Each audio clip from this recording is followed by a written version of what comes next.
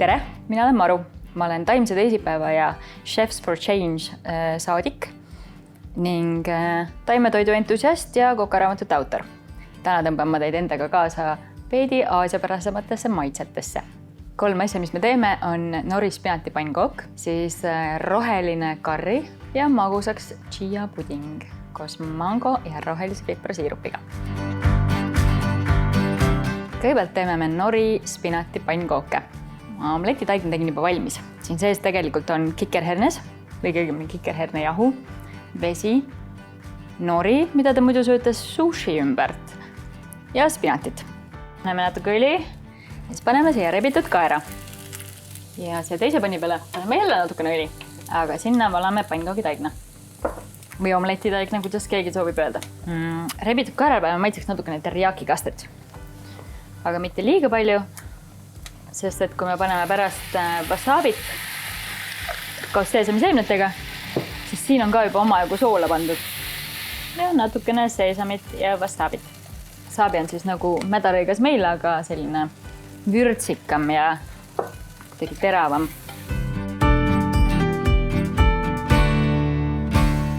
Meie ilus pitsiline nori ja spinati pannkook või omlett. Paneme siin natukene lehekesi, sest et rohelist ei ole kunagi liiga palju. Siis paneme oma seesami ja wasabise rebitud kaera siia peale. Edasi paneme natukene pomelit. Miks ma just pomeli valisin on see, et ta on mahlane, ta on niisuguse tagasihoidliku mäkiga ja ei tungi liialt esile. Järgmise paneme veidikene marineeritud ingverit. Natukene idusid, sest idud on alati väga head. Need värsked koriandrilehed ja värsked tšilit. Meie esimene roog ongi valmis.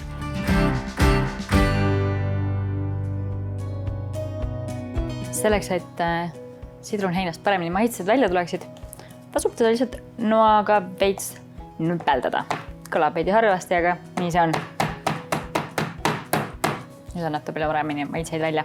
Ma arvan, et pott on nüüd soe. Paneme veidi õli, natuke jämedalt hakitud sibulat, paar küüsauküünt, mõned laimilehed ja otsapidi sisse sidrunheina. Miks ma neid sidrunheinasid väiksemaks ei lõika on see, et ma võtan nad pärast välja enne kui me jõuame järgmisesse faasi. Siis lisame natukene kurkumit ja jahvatatud ingverit ja veidikene karripulbrit. Kuna ma lubasin, et ma teen rohelist karrit, siis paneme veidikene rohelise karripastat ka. Ja nüüd segame kõik selle lisatud kraami siin selles tulises õlis ära. Maitseainetel tulevad maitsed alati siis palju paremini välja, kui nad on enne tulist saanud. Ja siis lisame natukene vett või köögiviljapuljongit.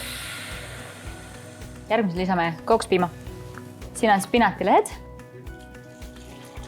Nii, ja nüüd saab me hetkel kollasest karrist roheline karri.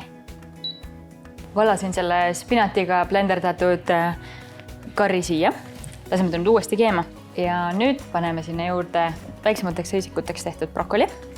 Siis pigistan pooliku laimi siia veel. Ühtlasi poetan ta siia siis vulpima. Kui tegemist on mahe laimiga, siis võib seda teha julgelt.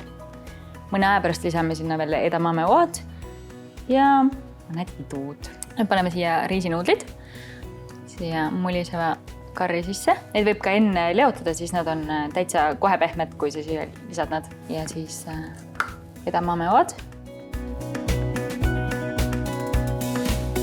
Nii, katsume võimalikult väikeste kadudega selle spageti ja riisinuudlid siia kaussi saada. Nii, meil õnnestus karri nüüd siia taldrikusse saada.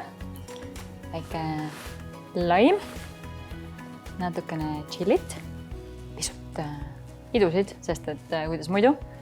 Eriti läheks, kui siin oleksid meil mingid bambuse võrsed või muud siukest toredat. Ja natukene roosat käib alati rohelise juurde. Head isu!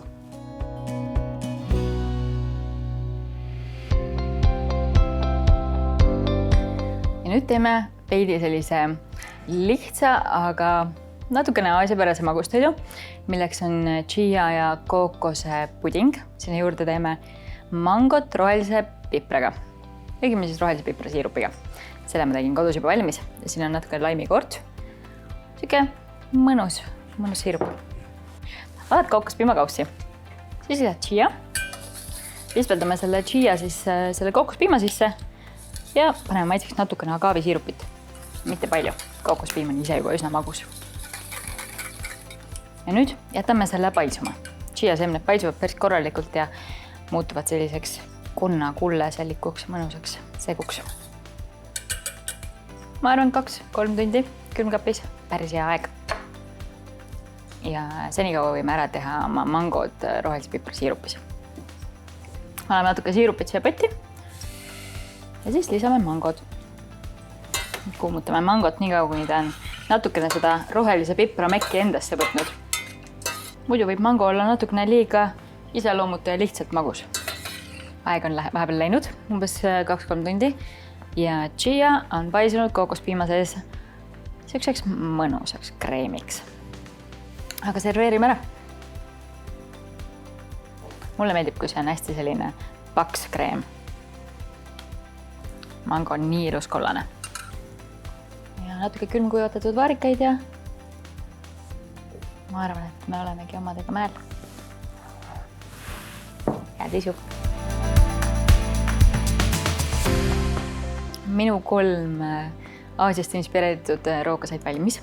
Päris värviline kraam ja päris vürtsikas. Ma arvan, et sa said piisavalt inspiratsiooni ja tahame katsetada. Head katsetamist!